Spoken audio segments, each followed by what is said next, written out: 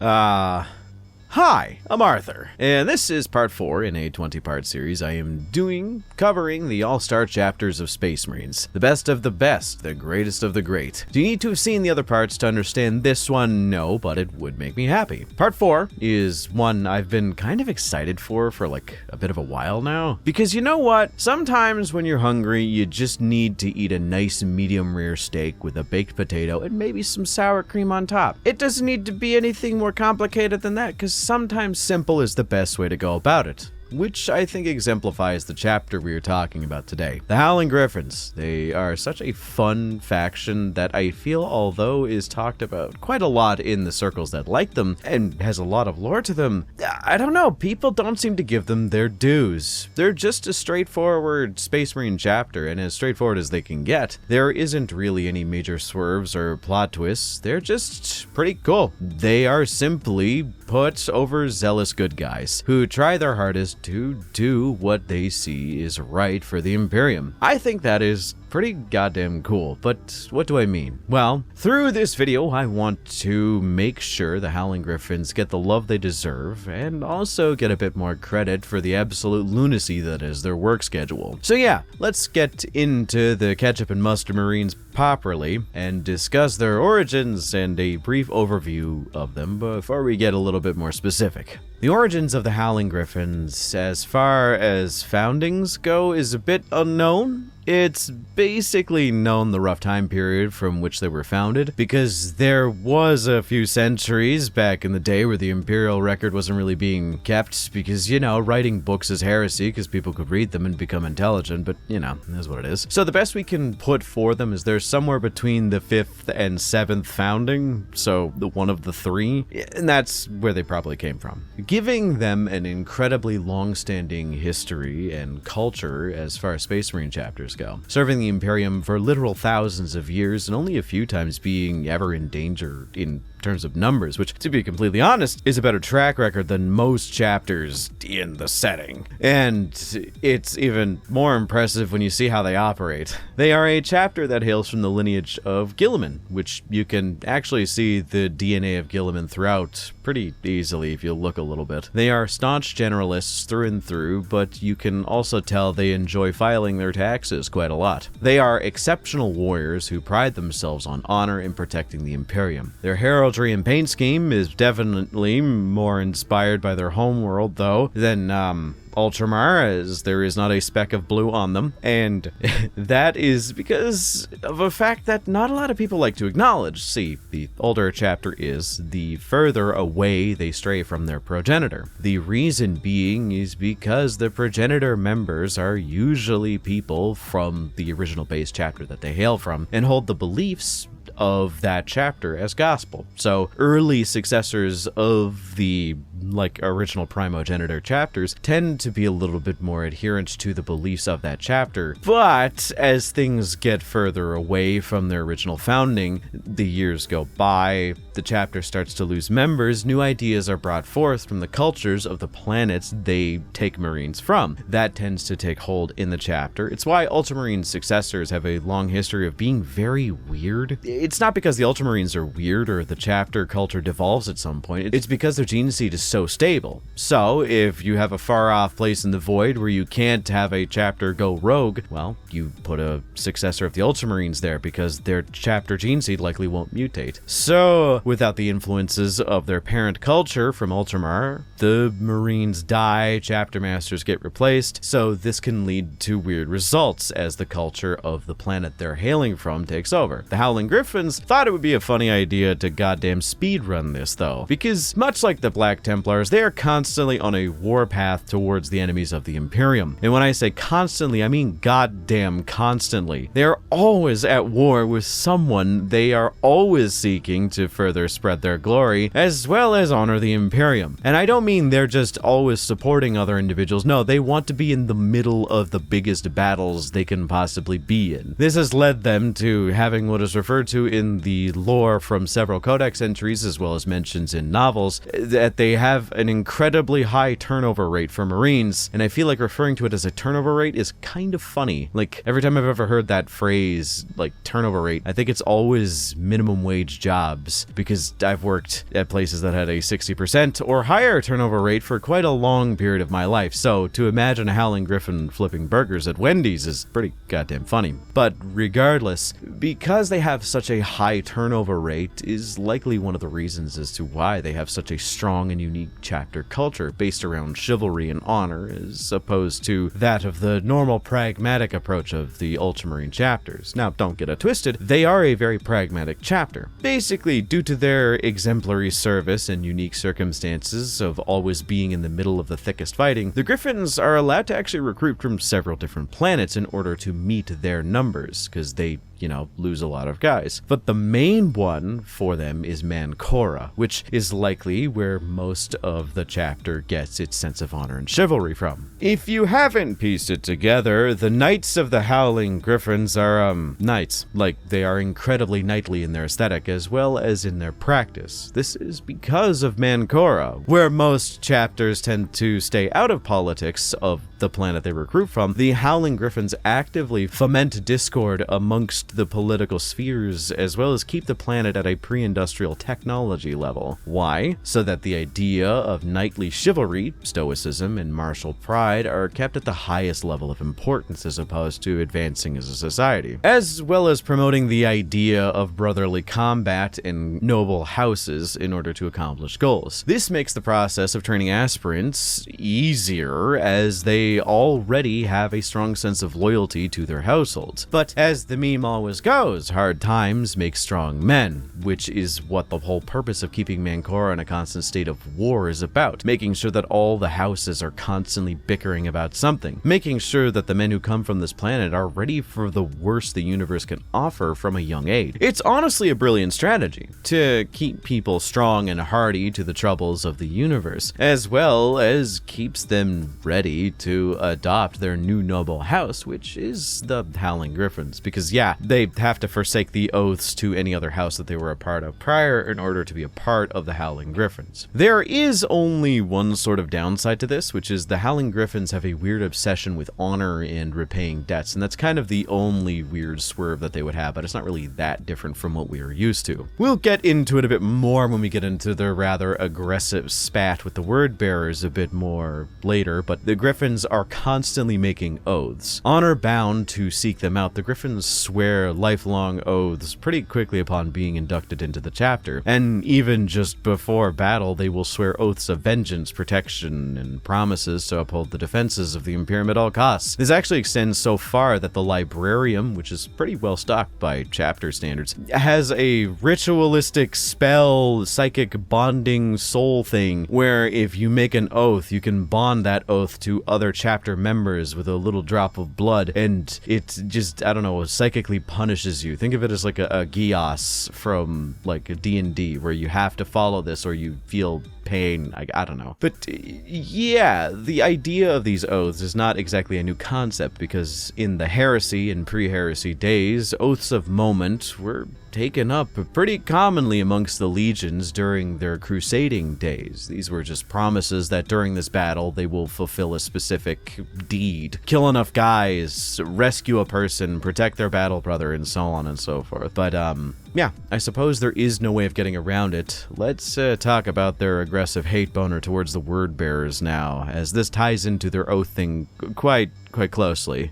So the idea of hate between the word bearers and the Ultramarines isn't anything new, to be completely fair. The word bearers' primary target on the outset of the Horus Heresy was the Ultramarines. The betrayal of Calth was in fact a thing. They are very much stark opposites as well in terms of just mentality, one being obsessed with faith and letting the power of their lives be in the hands of gods, and the other one believing in their own strength as well as the pursuit of knowledge in order to improve their own abilities. Which I suppose makes viewing the Codex Astartes as a holy book a bit funny to play on for other successors, but whatever. So it's pretty common knowledge to state that the Ultramarines prickle a little bit on average at the mention of the word bearers being in the same section as them, but there is an especially intense burning goddamn hatred involved with that of the Howling Griffons and the word bearers. It is a bit more specific than just, ooh, we hate you. See, as I mentioned prior, there is a very intense sense of honor and brotherhood in the Griffons. It is because of the house structure of their chapter. They take traitorous acts to be the highest form of slight against them. If you betray your fellow brothers, you are seen as the lowest of the low. It is actually straight up stated that if you betray a Howling Griffon, they will never forget it. They will work to make sure this betrayal is set right, and if they don't, they will make sure that your entire goddamn family line afterwards suffers because of it. So having the word bearers be some of the biggest traitors in regards to the Ultramarines' histories makes sense as to why the Howling Griffons at base would hate them a little more than your average Ultramarine. But there was an event that not only elevated their status from hated enemy to it's on sight whenever we see you, and that was the massacre of Darios Quintis. I'll spare you the unnecessary details, but basically this massacre, as the name would imply, was on a planet named Darios Quintis, probably the 5th planet named Darios. They were celebrating something pretty monumental, the 5,000th year of service, which most chapters don't really get to at any point, all things considered. So from there, the stage was basically set for an ambush. The demon prince known as Paracletor, the Forsworn, leading a warband of not just word bearers but also night lords, attacked this group of Howling Griffons and slaughtered every last one of them, desecrating their bodies, taking whatever they could, be it war gear as well as gene seed, and taken off to the middle of nowhere again. But one final slight was they left the relatively intact remains of the current chapter's chapter master, Orlando Furioso, which is such a weirdly generic Space Marine name.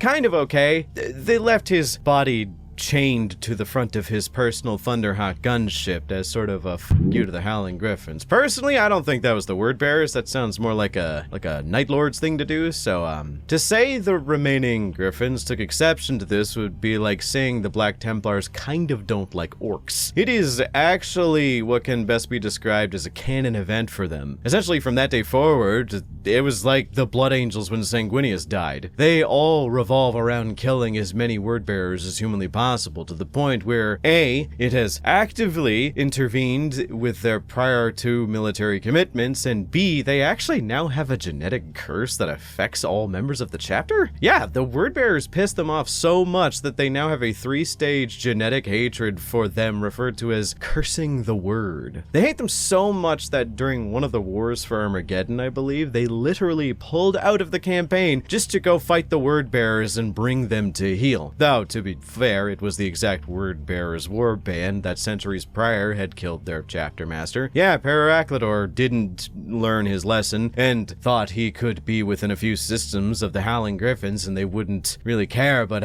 no. They at mostly full chapter strength went after the fucker and assaulted that warband, banishing the demon, killing a bunch of word bearers in the process, and being pretty self-satisfied in the process, of which, honestly, definitely deserved. Killing a demon prince, kind of a big deal. The word bearers are pretty damn horrid as a chapter, so, you know, good on them. Sometimes they just need their little assholes pushed in. The Howling Griffons are pretty damn powerful as far as Marines goes, so it's pretty not a good idea to underestimate them. So, if you make an enemy out of them, it's not wise just to do this. Just don't. They have some of the most advanced forges in, like, Space Marine history. Like, to the point where even the Iron Warriors are, like, a little jealous of some of the things they can produce. Like, their forges can actually produce Mark 8 errant armor, which is a very rare pattern of Space Marine armor. It's cool.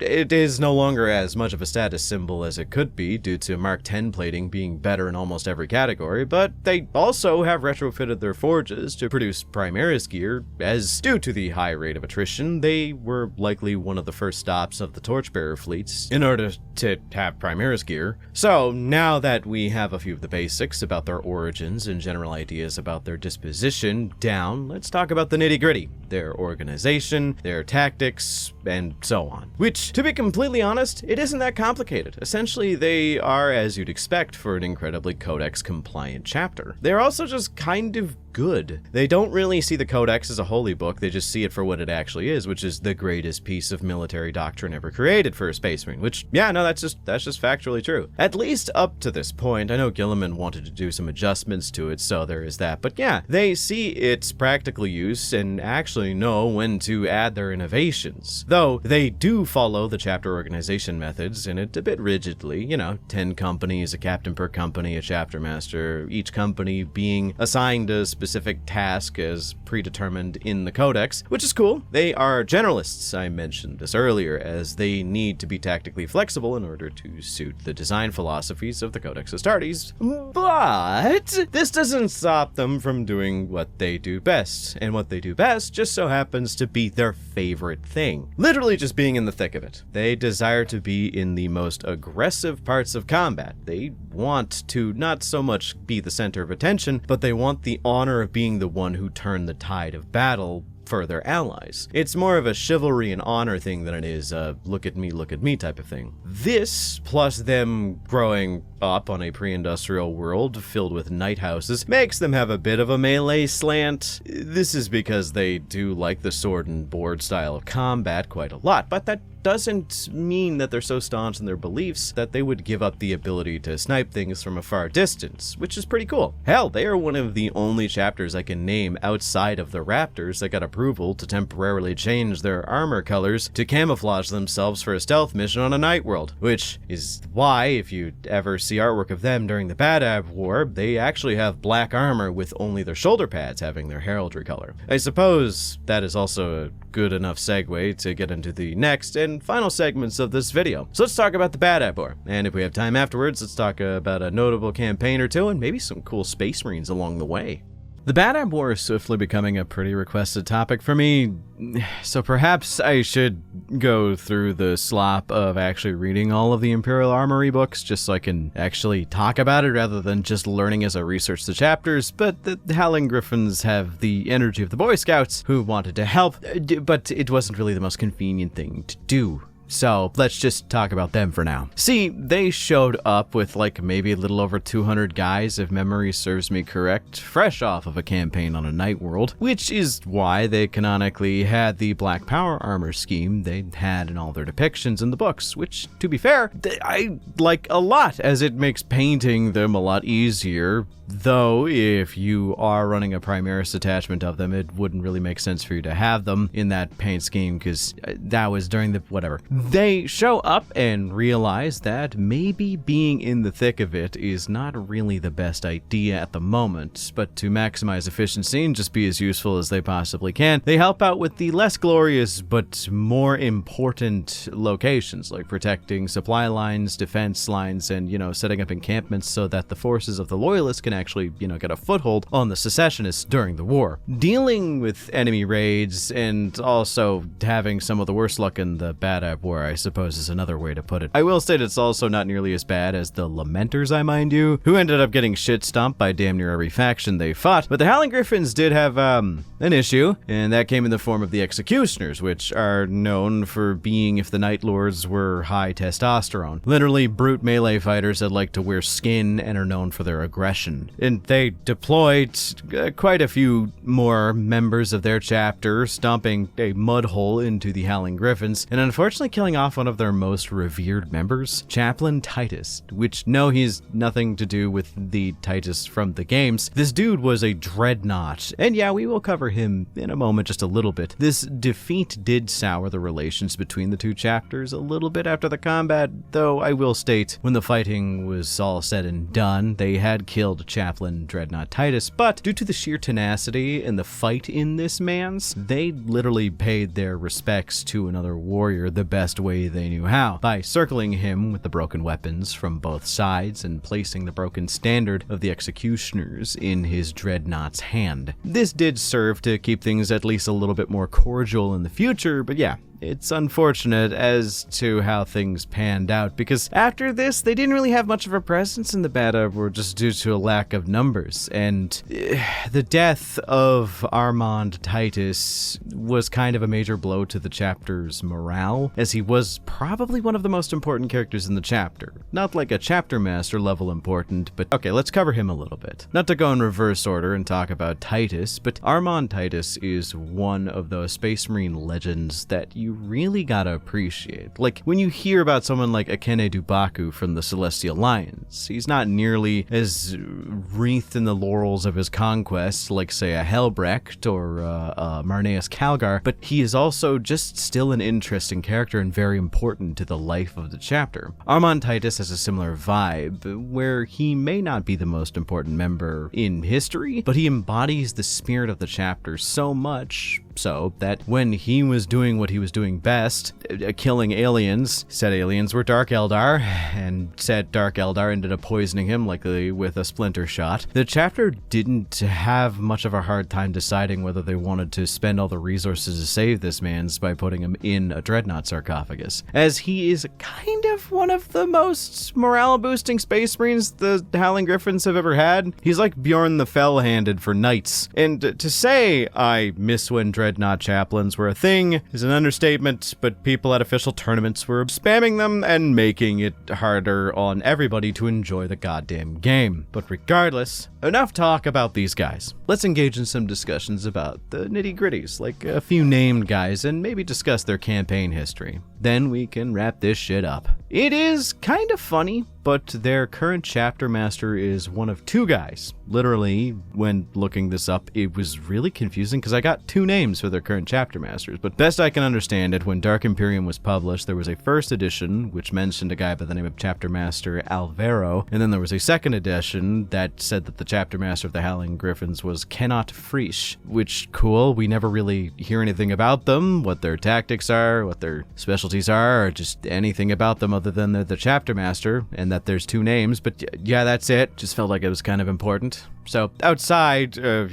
Chaplain Titus, I did want to discuss one other guy, and that was an individual by the name of Josef Vincenz, I believe. A man so racist towards the Tau that he actively hunts them for sport. Yeah, fun fact, the Howling Griffons are one of the most prodigious chapters in the Death Watch, with a great deal of representation. So there is more often than not going to be a few Griffins kicking around whenever you see the Death Watch pull up. Specifically, Vincenz is like especially equipped to dealing with the Tau. Basically, a long time ago, he lost a few battle brothers in a Death Watch raid to just look at what the Tau were doing. He took it so personally that he dedicated an oath to killing like every single Tau he could find, and is considered a professional in the field of Tau murder, which I think is really funny that we have those. As far as battlefields go and notable campaigns, I was going to go through them one by one, but if you go on the wiki page or just look up any of the books or codex entries that they're in, it's literally one of those situations where if you point a direction and throw a rock, you're going to hit a campaign that they were at least tangentially involved in. They try their hardest to be the most helpful of all the chapters, and I think that's one of the reasons why I appreciate them so much. Their paint scheme is solid, if not difficult to pull off, because it's a quartered paint scheme. Their history is incredibly solid, with a long-standing history of just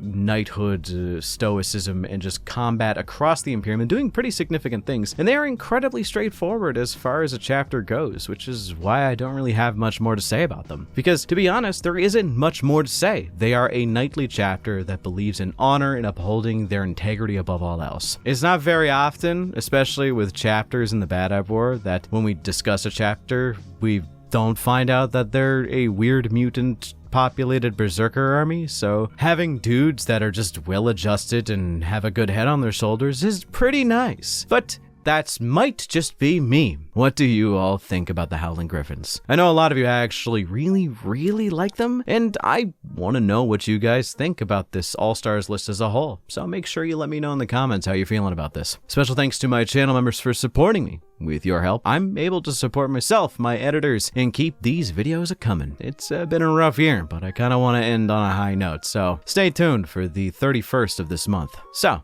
thank you all once again for watching, and I hope you all have a wonderful night.